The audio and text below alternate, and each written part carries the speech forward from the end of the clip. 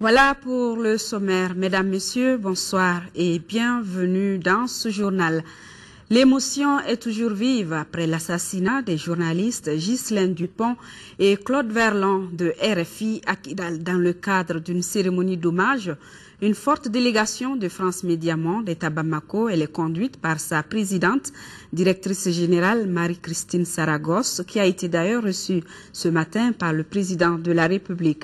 Avec le chef de l'État, elle a échangé sur les circonstances de la mort de nos confrères. Madame Saragosse d'affirmer que RFI poursuivra sa mission d'information et continuera à couvrir les événements au Mali. Marie-Christine Saragosse l'a dit au micro de Bourama Traoré.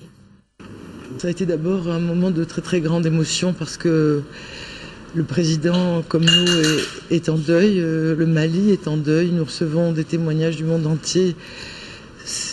Nous sommes tous en deuil et le président était d'abord un être humain avec nous tout à l'heure, avec beaucoup d'émotions.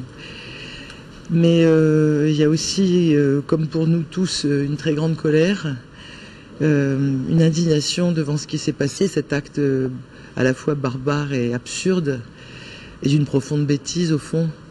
Et il nous a fait part de sa détermination à ce que cet acte ne reste pas impuni. Des magistrats français arrivent tout à l'heure, ils travailleront la main dans la main avec des magistrats maliens pour faire toute la lumière sur cette affaire. Et pour autant, nous irons jusqu'au bout, mais nous ne sommes pas des barbares. Nous croyons à la réconciliation de ce pays, et comme nous sommes des êtres humains, nous recherchons la paix et non pas la violence. On va continuer à être là, au Mali, comme partout, c'est nécessaire. Je pense qu'aucun journaliste ne veut renoncer face à la barbarie, ne veut se taire quand justement il est important de témoigner, de tendre le micro. Et donc bien sûr que nous allons rester au Mali, nous allons couvrir les législatives, nous avons des projets de coopération avec l'ORTM qui ce matin nous a fait l'honneur de mettre le logo de RFI sur ses antennes en Berne. Et ça nous a beaucoup touchés en allumant la télé ce matin.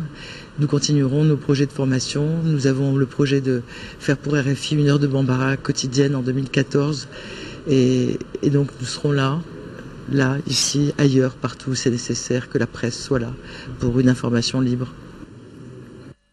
Cet après-midi, hommage a donc été rendu aux deux confrères de RFI. Le président de la République a décoré Ghislaine Dupont et Claude Verlon, chevaliers de l'Ordre national du Mali, à titre posthume. C'était au cours d'une cérémonie d'hommage, cérémonie qui a également permis aux autorités maliennes de saluer une fois de plus la mémoire de ces deux journalistes français tués de façon barbare et lâche à Kidal. Ibrahima Traoré. L'émotion était grande à l'aéroport international de Bamako-Sénou. Dans un silence total, le président de la République accueille les dépouilles de Ghislaine Dupont et de Claude Verlon. À travers cette cérémonie très sobre, le Mali salue ainsi la mémoire de ces deux journalistes assassinés à Kidal par des bandits armés. Et c'est le ministre de la Communication et des Nouvelles Technologies de l'Information au nom du gouvernement d'expliquer toute la douleur du peuple malien causée par cette disparition tragique. Nous pleurons Ghislaine Dupont et Claude Verlon, deux amis du Mali qui n'ont jamais donné un sens aux frontières, seulement mus par leur soif d'informer, leur envie d'apporter leur pierre dans l'édification d'un Mali démocratique et paisible. Ghislaine et Claude étaient avec nous lors de la campagne électorale de juillet dernier. Plusieurs journalistes internationaux et nationaux les ont vus à la tâche lors de la proclamation des résultats du premier tour de l'élection présidentielle ici à Bamako. Samedi encore, ils avaient cette envie et ils nous promettaient des reportages dont leur tandem avait la dextérité. Ces deux-là avaient le Mali dans le cœur et les auditeurs maliens de RFI savaient le leur reconnaître. Ghislaine et Claude, soyez sûrs d'une chose, on peut éteindre un corps, mais on ne taira jamais une voix, et surtout les voix de l'espoir. Le Mali vous sera éternellement reconnaissant. Au nom du peuple malien, le président de la République et le gouvernement présentent à toute la maison de RFI, de la presse moderne, de la presse mondiale et française, aux familles des illustres disparus, leurs condoléances profondément émues et attristées. Que le Tout-Puissant vous reçoive dans son royaume de paix. L'acte 2 de la cérémonie, la décoration de nos deux confrères de RFI par le président de la République comme chevalier de l'Ordre national du Mali à titre posthume. Ibrahim Boubacar Keïta, très attristé, leur rend ainsi un dernier hommage. Suivra ensuite l'hommage des collègues des disparus, un autre moment qui aura été très difficile pour certains de saluer l'engagement d'une vie et le courage exceptionnel dont avaient fait preuve Claude et Ghislaine. Leurs corps seront rapatriés ce lundi soir à Paris. Hommage de la presse malienne également aux deux confrères français, la Maison de la Presse et l'ensemble des organisations professionnelles de médias au Mali ont marché vers l'ambassade de France pour dénoncer et condamner l'assassinat des deux journalistes à Kidal. Ils ont demandé aux autorités de prendre des mesures pour que les journalistes puissent exercer en toute sécurité. Al-Jumatina. L'assassinat des deux journalistes de RFI, Ghislaine Dupont et Claude Verlon, par des individus armés à Kidal, a plongé l'ensemble de la presse dans un désarroi total. C'est pourquoi la Maison de la Presse et l'ensemble des organisations professionnelles des médias au Mali ont battu le pavé pour condamner avec la dernière rigueur cet acte odieux qui porte gravement atteinte à la liberté de la presse. Cette marche, c'est pour, je crois, la première chose, c'est la solidarité.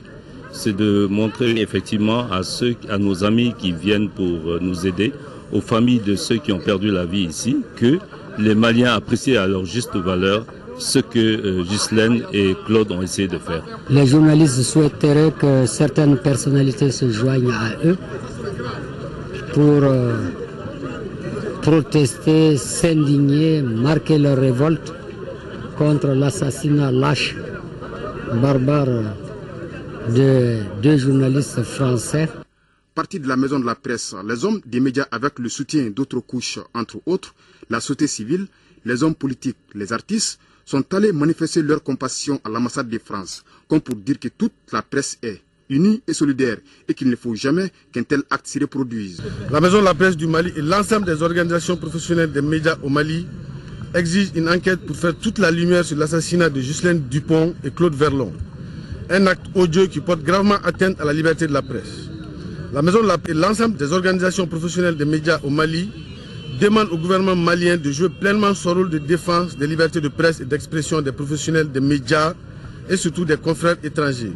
Exprime à l'ensemble de la profession de par le monde, particulièrement aux confrères de France et très spécifiquement à Radio France Internationale et à France Média Monde, leurs sentiments les plus attristés et leur expriment leur compassion et leur solidarité. Cette initiative de la presse malienne démontre tout l'engagement qu'elle accorde à la liberté de la presse. C'est important ici et ailleurs dans le monde de montrer que les journalistes, quel que soit leur pays, partagent les mêmes valeurs et se battent pour les mêmes raisons et qu'à travers cette marche, c'est la mémoire de Ghislaine et de Claude, les grands journalistes et reporters et techniciens reporters de RFI que nous honorons. A noter que Ghislaine Dupont et Claude Verlon étaient à Kidal pour faire des reportages dans le cadre d'une série d'émissions spéciales sur le Mali que RFI avait décidé d'organiser à Bamako les 7 et 8 novembre.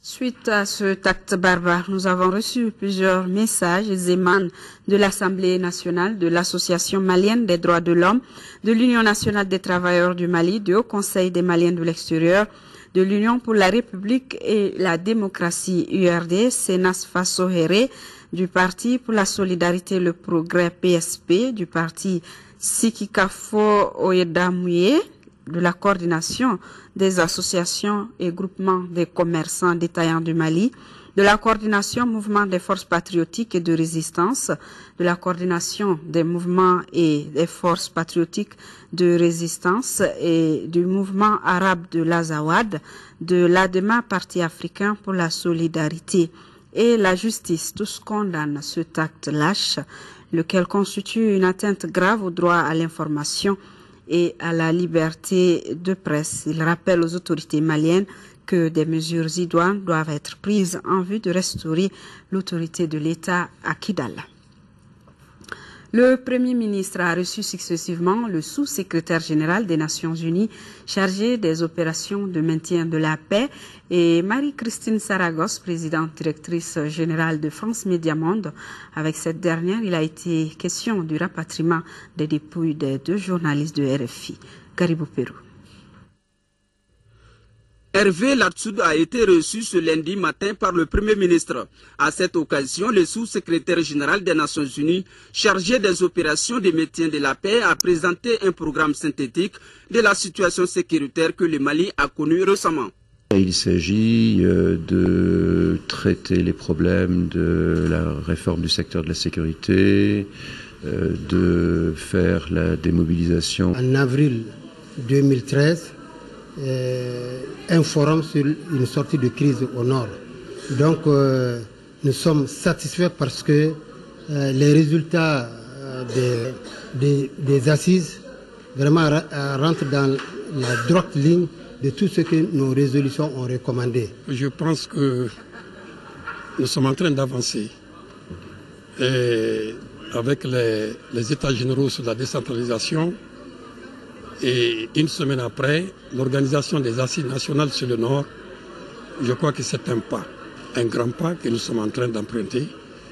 Et je suis très satisfait dans la mesure où tous les participants venus du territoire ont pu s'exprimer et en allant vraiment vers une réconciliation.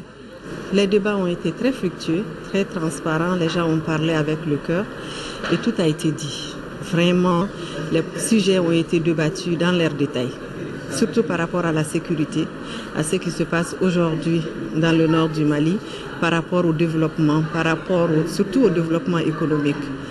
Et les recommandations aussi ont résumé vraiment en grande partie ce que les participants ont proposé pendant les 3 jours des assises. Et je pense que c'est une bonne chose.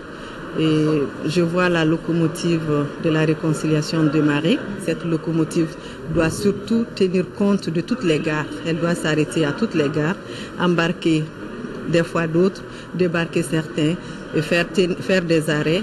Et comme je disais, elle peut tomber en panne. Et à un moment donné, chacun d'entre nous doit descendre pour la pousser pour qu'elle redémarre. Nous sommes très satisfaits, la délégation de Kidal, nous sommes très satisfaits des assises, parce que ça répond réellement aux aspirations de ma région, c'est-à-dire le retour de la paix au niveau de notre pays et le retour au niveau de la région de Kidal. Donc vraiment, nous sommes satisfaits des assises. Le but de l'exercice était d'une part d'avoir un spectre très large de gens qui ont une vraie connaissance du problème. Donc on a eu des représentants de l'ensemble des régions, pas simplement des régions du Nord. On a eu, et vous avez pu le voir, vraiment un mélange ethno-culturel extrêmement large.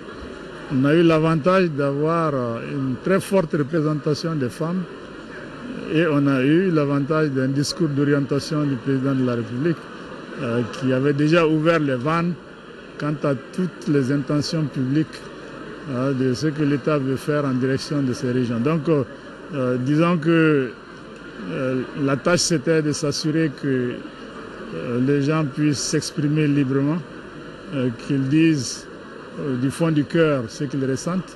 Et effectivement, il y avait beaucoup d'émotions parce que nous avons des victimes, nous avons des gens qui ont vécu dans leur chair ce qui s'est passé.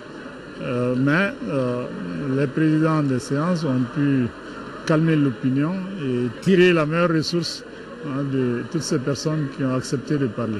Sur ça, je crois que le gouvernement aura une bonne base pour travailler.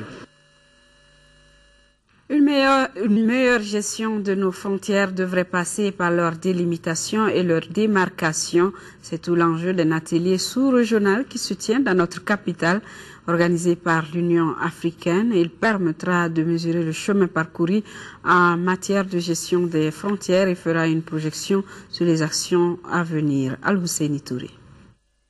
Le Mali et le Burkina s'illustrent par une bonne gestion de leurs frontières communes. En témoigne la construction, grâce à la coopération allemande, d'un centre de santé à la frontière de ces deux États et que partagent les habitants des deux villages de part et d'autre de la frontière. L'objectif final du programme frontière de l'Union africaine demeure la paix, la sécurité partout en Afrique par le respect du principe de l'intangibilité des frontières issues de la période coloniale. L'intégration de nos États par la mise en œuvre des projets de développement transfrontaliers. Les frontières sont certes démarquées, mais les populations de part et d'autre considèrent cette démarcation comme une ligne artificielle, d'où leur volonté d'entraîner les États dans un mouvement d'intégration et de coopération naturelle. Je vous appelle, vous les experts, que vous êtes à vous investir afin que tous les résultats de la présente rencontre soient traduits en actions concrètes pour le bonheur de vos populations frontalières respectives. Il est également à signaler que les frontières telles qu'héritées de la colonisation ne peuvent être mieux gérées que par le principe à la fois de l'intangibilité et de l'intégration, d'où le concept de pays frontières prôné par certains. Les États africains nouvellement indépendants pour la plupart à partir de 1960 ont hérité de la colonisation les limites territoriales généralement mal définies, ignorant les liens historiques ou socioculturels des populations locales. Cette situation a sans doute constitué un terreau propice à des contestations territoriales, conduisant souvent à des affrontements et prédisposant les jeunes États à faire de la sauvegarde de la souveraineté nationale et de la défense de l'intégrité territoriale des défis prioritaires. Espérons que pendant les 5 jours de travaux, les experts parviennent à des projets consensuels pouvant allier démarcation et intégration. La mise en place de l'opération et gestion d'un point d'échange Internet IXP est au centre d'un atelier ouvert ce matin ici à Bamako. L'objectif est de renforcer les capacités du personnel technique et des ingénieurs réseau de haut niveau. Moussa Fane.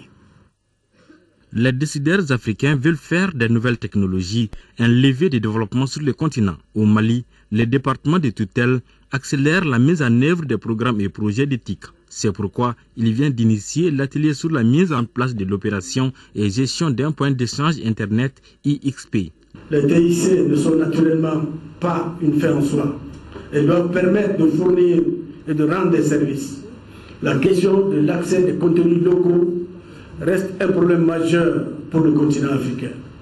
En effet, l'Afrique fournit moins de 5% des données produites à travers le monde en termes d'échanges sur Internet. Internet Society est fier d'avoir été choisi par l'Union africaine pour implanter le projet Axis, consistant à créer des points d'échange Internet sur le continent, afin de localiser le trafic africain sur Internet, en Afrique même, chaque fois que cela est possible. Ce faisant, Internet Society contribuera à la réduction des coûts de connexion et au développement des infrastructures TIC en Afrique. À l'issue de cet atelier, les participants doivent être capables de concevoir et de mettre en place des interconnexions dynamiques pour le soutien des opérations techniques entre les réseaux. Les échanges permettront, j'en suis convaincu, de bâtir les fondations pour la réalisation d'un point d'échange local de l'Internet au Mali. Je vous invite donc à suivre attentivement les présentations et à participer activement aux discussions et travaux pratiques. La rencontre qui dure 5 jours est des groupes de techniciens et des ingénieurs des réseaux. Je vous l'annonçais dans les titres, c'est parti pour les travaux de la mission commerciale Pays-Bas-Mali. Ils sont organisés par le gouvernement du Mali et l'ambassade des Pays-Bas au Mali en collaboration avec la Netherlands African Business et l'Agence pour la promotion des investissements au Mali. 3 jours durant, entrepreneurs maliens et néerlandais échangeront sur le développement économique de notre pays. Le compte-rendu de Nando Dambélé. Cette mission commerciale Pays-Bas-Mali est l'une des premières missions d'entreprises étrangères organisées au Mali depuis le début de la crise.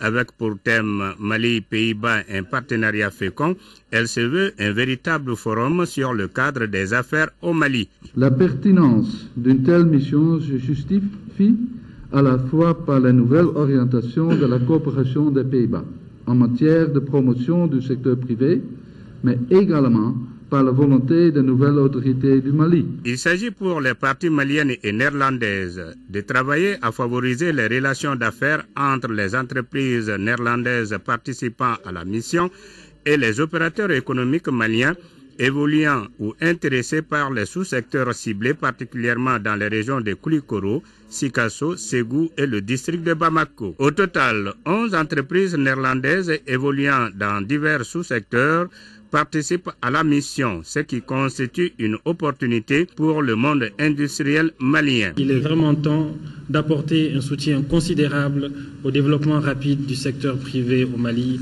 pour accroître la production d'articles de qualité destinés à l'exportation et capables de faire face à la concurrence sur les marchés régionaux et internationaux. Ainsi, les activités prévues dans le cadre de cette mission concernent l'identification et l'organisation de la participation des entreprises et opérateurs maliens intéressés par l'événement, la réalisation d'une base de données sur les entreprises identifiées, la confection et la mise à disposition des supports sur les opportunités d'affaires aux Pays-Bas et au Mali.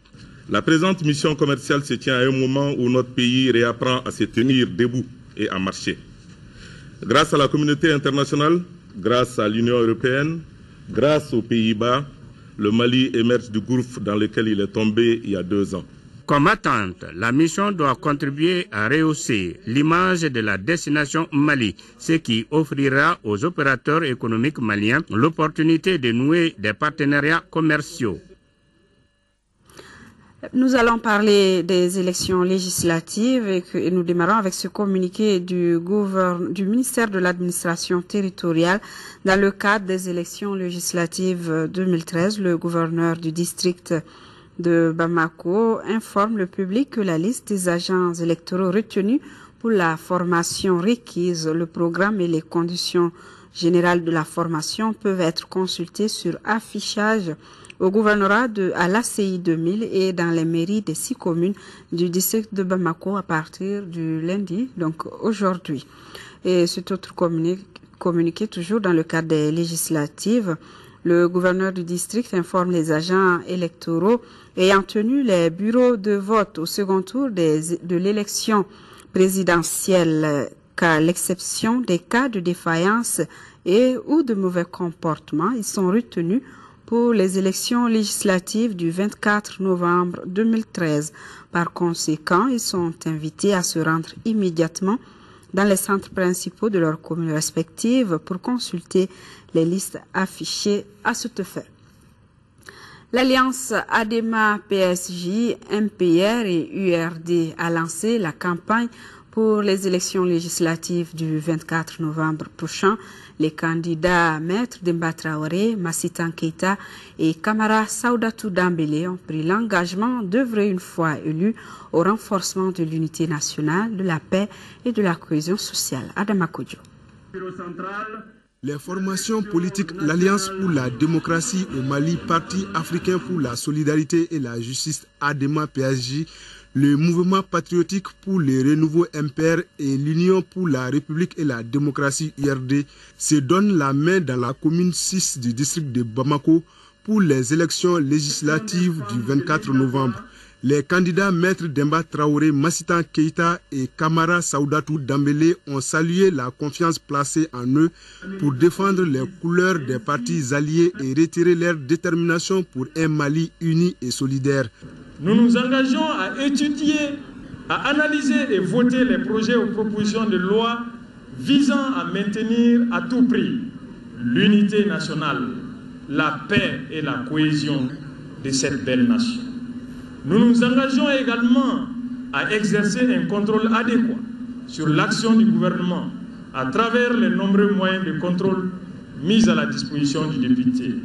Sur le plan local, nous nous engageons à accompagner l'équipe dirigeante de notre municipalité pour transformer le quotidien de nos citoyens, élaborer des politiques locales appropriées, essentiellement axées sur le bien-être des populations. Nous allons poursuivre, dans la mesure du possible, l'œuvre de solidarité envers les plus faibles. Pour la réussite d'une élection apaisée, à l'Alliance ADEMA-PSG MPR-URD de la commune 6, l'accent est mis sur une campagne respectueuse des autres. Notre alliance, c'est le meilleur choix. Pour être le meilleur, il faut s'entourer des meilleurs. On a toujours besoin des autres, même si cela ne doit pas nous empêcher de compter sur nous-mêmes. Le lancement a été marqué par des témoignages sur les qualités sociales des candidats de l'Alliance et des prestations artistiques. Et dans le cadre de l'organisation de la campagne médiatique des élections législatives du 24 novembre, le président du Comité national de l'égal accès aux médias d'État invite les candidats dont les noms suivent à se présenter au siège de l'organe le mardi 5 novembre 2013 pour l'enregistrement de leur message de campagne. 9h, Badjan Ag Hamatou, 9h20, Indépendant AKD, 9h40, PRDT, 10h, Sinouma, 10h20, PRVM, 10h40, Indépendant Madjolakura, 11h, Djama, 11h20, ADP Maliba, 11h40, Indépendant Ibrahima Sanogo, midi, CAP, midi 20, BBT, midi 40, UFDP, 13h, CAR, 13h20, Indépendant face au dénouement, 13h20, Indépendant face au dénouement, 13h40, UMAM, 14h, Barika. Et juste après ce journal, vous pourrez suivre les messages de campagne des candidats du CNID Faso Irouanton, du RPM, du RDP, du PSDA, ANCD Mali, RPDM, Indépendant Horonia, Indépendant Mousso Kanyeta, Yerewolo Blon, PDS, MODEC, UDM. 19e réunion de la commission scientifique du Comité national de recherche agricole. Les travaux ont démarré aujourd'hui pour les conseillers scientifiques qui vont témoigner leur engagement et surtout leur dévouement pour faire avancer la recherche agricole malienne. Au cours de 5 jours de travaux, l'accent sera mis sur la production végétale, de la santé animale et la production forestière.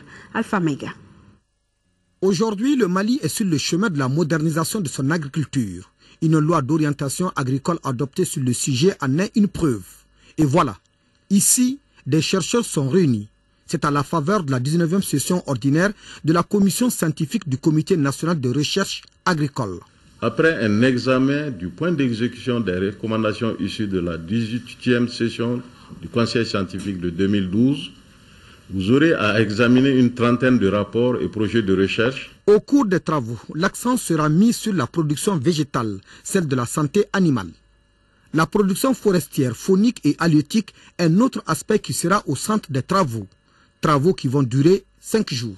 Les événements survenus le 22 mars 2012 ont beaucoup perturbé le financement et la mise en œuvre des activités du projet.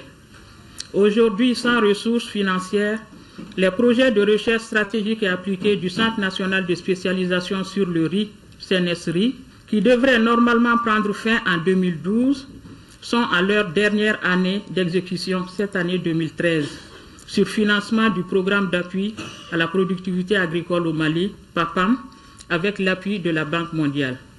Le Comité national de recherche agricole a pour rôle premier de veiller sur la pertinence des programmes de recherche agricole d'une part, et la qualité scientifique des résultats d'autre part. Actualité de nos régions, visite du général Soumaïla Bakayoko, chef d'état-major général des forces républicaines de Côte d'Ivoire à Gao. Après avoir écouté les responsables militaires des forces engagées, le chef d'état-major ivoirien s'est rendu compte de l'aboutissement des plans de sortie de crise. Occasion pour lui d'encourager les forces de sécurité et recenser les préoccupations des forces ivoiriennes à Gao. Daoudazmana Traoré. Dès son arrivée à Gao, le général de corps d'armée Soumaïla Bakayoko, chef d'état-major des forces républicaines de Côte d'Ivoire, a eu droit à des honneurs militaires et revue des troupes des forces armées maliennes et cap sur le PC de l'opération Maliba. Une visite de courtoisie, certes, mais les responsables du théâtre de cette opération ont certainement puisé dans la riche expérience de ce haut gradé de l'armée ivoirienne. Au quartier général de l'aménagement, l'hôte du jour a longuement écouté son cadet, le général Sambé du Sénégal, sur les zones d'intervention de sa structure internationale, ainsi que sa bonne collaboration avec la population et les autorités du Mali. Quant au contingent ivoirien, le général s'engage à faire tout son possible pour le bon accomplissement de sa mission au Mali. Nous avons bien entendu apprécié tout l'effort qui est déployé par nos hommes ici, dans des conditions extrêmement difficiles. Et en même temps, nous les avons rassurés que nous ferons en sorte que tous les moyens puissent être mis à leur disposition Maintenant que les terroristes sont vaincus, le général Bakayoko souhaite que le processus de paix par le dialogue soit une réalité entre tous les Maliens du nord au sud. Nous restons dans la région de Gao avec le commandant du théâtre de l'opération Maliba qui était en déplacement sur le terrain pour échanger avec les forces engagées. Le colonel-major Abdoulaye Coulibaly a commencé cette visite par Gossi. C'était le 27 octobre dernier. Drissa Kone, compte rendu. Le cercle des gourmands Rarousse a connu la présence des djihadistes de Acmé et d'Ansardine, nous confie la population. Pendant la libération, ces bandits de tout Akabi ont abandonné de nombreuses armes qui ont été récupérées par des personnes malveillantes qui nuisent à la liberté des populations. Aujourd'hui, l'une des missions de l'opération Maliba consiste à neutraliser ces ennemis de la nation. Cette mission ne peut aboutir sans la collaboration des uns et des autres. C'est ce message que le colonel-major Abdoulaye Coulibaly a apporté aux populations de Rarousse. Les poches que nous avons signalées, notamment les zones de Tintadeni, de Agachar, même si nous n'avons pas aujourd'hui les effectifs nécessaires pour les couvrir, alors il y a des initiatives qui sont développées pour qu'il y ait des patrouilles permanentes. Donc par semaine, il y aura toujours des éléments qui vont sillonner ces secteurs et les planifications continuent pour qu'à l'avenir, alors nous puissions répondre à nos obligations. À Rarousse, les communautés composées en majorité de Sonraï et d'Arabes parlent aujourd'hui le même langage. Ce climat de confiance a permis à de nombreux foyers arabes qui avaient fui d'éventuels dérapages pendant la libération d'amorcer le retour au Bercail. Nous étions au Burkina Faso, on arrive à venir, la population rouge, vraiment tout ce qui peut venir, n'a qu'à venir, il n'y a pas de problème. Vraiment, il n'y a pas de différence. Vraiment, il y a ce que les gens attendent hier qu'il y a des amalgames, il n'y a pas d'amalgame. Vraiment, je remercie, il n'y a aucun problème. Nous sommes très contents de la présence des forces armées parce qu'on a repris toutes nos activités. Les forces armées présentes à Rarousse seront renforcées en nombre et en logistique, a rassuré le colonel-major Abdoulaye Coulibaly. L'Association malienne pour la survie au Sahel et son partenaire, l'Ex-Agro Action allemande, œuvrent pour la cohésion sociale. Ils viennent d'initier à Tombouctou une rencontre dans ce sens. La réconciliation, la gestion des conflits et la participation citoyenne sont au centre de leur activité de sensibilisation. ORTM Tombouctou et Atandina. Initiée par l'Association malienne pour la survie au Sahel, AMSS, et son partenaire Diakonia, cette rencontre intercommunautaire a pour objectif la mise en œuvre du projet d'appui à la réhabilitation des droits des femmes, des enfants et des filles victimes des violences dans la région de Tombouctou. Le programme vise spécifiquement une réconciliation entre les communautés elles-mêmes d'abord et puis suggérer à cette population de tendre la main aux autres frères et sœurs qui ne sont pas forcément là. Nous souhaitons un débat ouvert entre les différentes communautés, les différentes couches de la population. Cette rencontre d'échange a permis aux participants, à savoir les chefs de quartier, les femmes leaders et les jeunes, d'envisager l'application des mécanismes traditionnels et culturels pour une gestion définitive des crises. La culture de la paix, de la tolérance, du pardon est un des comportements que nous devons inculquer à nos enfants, dans nos familles, dans nos espaces d'apprentissage du Coran, dans les écoles pour instaurer une paix durable. Ce programme, exécuté par l'ONG AMSS, couvre 4 communes de la région de Tombouctou. La mine d'or de Gunkoto, exploitée par la compagnie Randgold Resources, dote le village de Kounda d'une école fondamentale premier cycle. Aux 6 salles de classe s'ajoute du matériel didactique à la direction de l'établissement, le tout pour 55 millions de francs CFA. Le patron de Randgold, dans le cadre du mois de la solidarité, a également fait des dons aux personnes âgées de Kounda, de Kai Mahamadi Alioubari. Ces coups de ciseaux consacrent l'inauguration de la toute nouvelle école fondamentale du village de Kounda, située à 15 km de Kenyeba. Ce premier cycle comprend 6 salles de classe, une direction, un magasin et 6 toilettes pour un coût global de plus de 40 millions de francs CFA, entièrement financé par la mine d'or de Gungoto. À travers la réalisation de cette infrastructure scolaire, le PDG de Randgold Resources veut jouer sa partition dans le développement du système éducatif au Mali, surtout dans les zones minières. Comme vous savez, quand nous développons une mine, c'est pour le bénéfice de toutes les parties prenantes.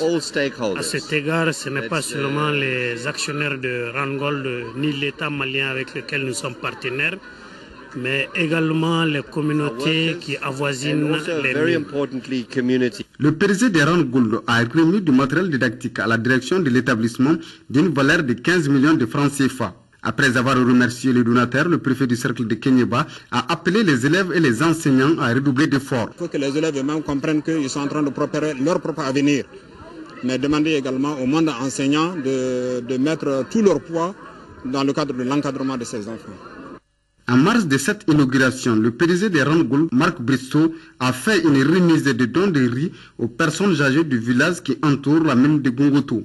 Le geste est allé droit au cœur des bénéficiaires qui ont remercié le PDG de Ran Gould pour tout ce qu'il fait pour le développement de la zone.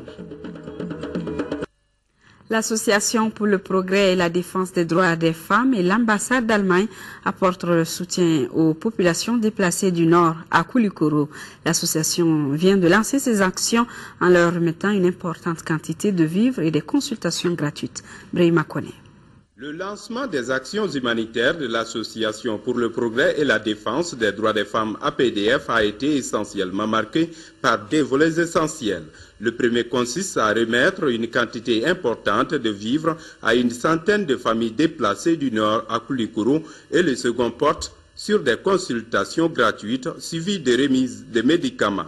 Ces actions sont soutenues et financées par un des partenaires privilégiés de l'APDF, à savoir l'ambassade d'Allemagne au Mali. Depuis l'éclatement de la crise du Nord, nous avions soutenu, nous avons hébergé les femmes venues du Nord au centre d'hébergement de l'APDF à Bamako et à Mopti. Elles ont bénéficié d'une assistance médicale, d'un appui psychologique, psychosocial. Nous n'avons pas voulu nous arrêter seulement aux femmes cette fois-ci, parce que nous avons vu qu'il y a des hommes qui sont chefs de famille, qui sont ici avec leur famille et qui sont dans beaucoup de difficultés. Cette remise symbolique contribue à magnifier non seulement les relations de coopération entre l'ambassade d'Allemagne au Mali et l'APDF, mais aussi entre le Mali et l'Allemagne.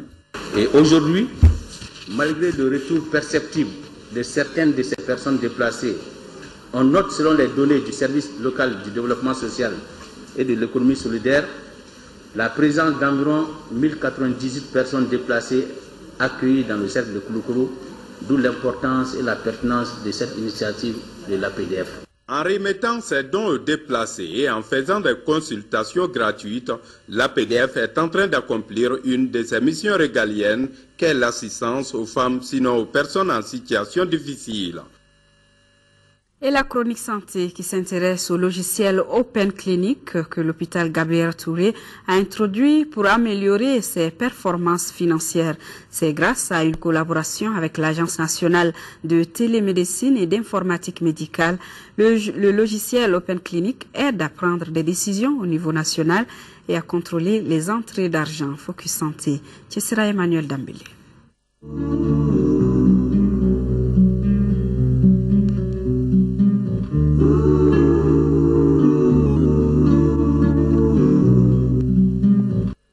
Le mois de janvier 2013 aura été marqué à l'hôpital Gabriel Touré par de très longues files d'attente au guichet, souvent au-delà de midi.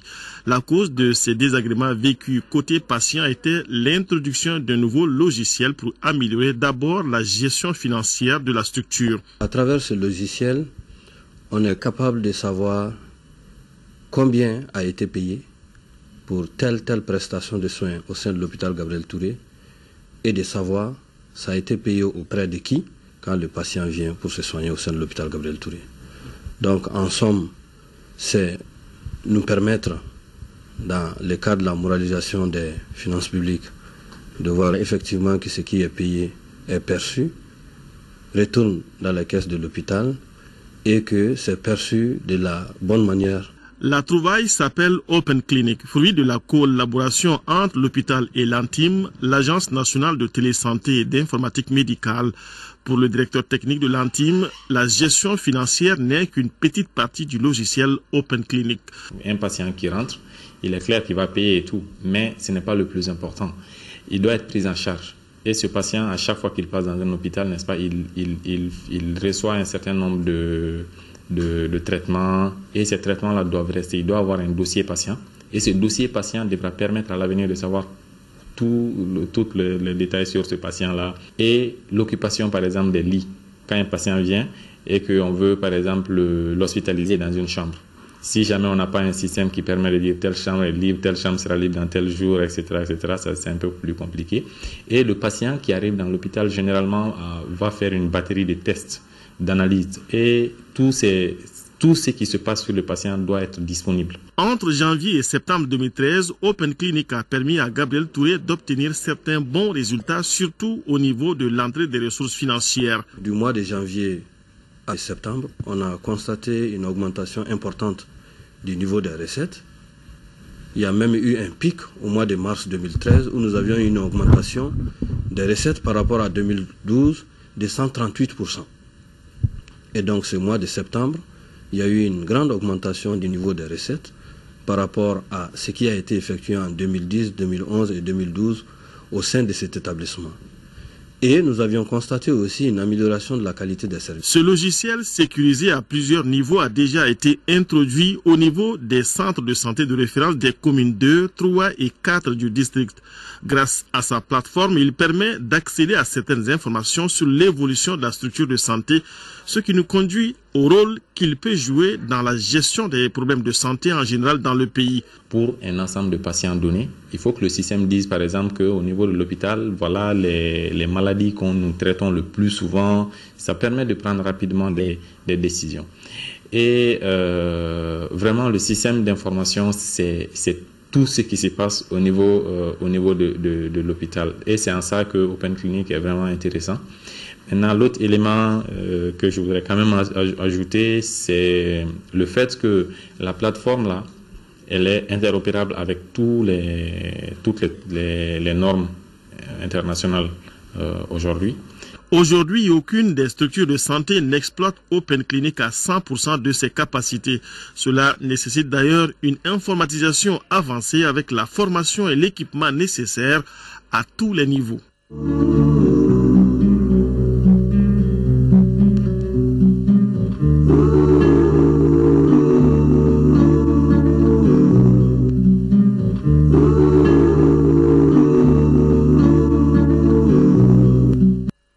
C'est la fin de cette édition. Merci pour votre fidélité. Retrouvez demain dans la journée Mohamed Touré. Je serai là si tout va bien pour les éditions du soir. À demain.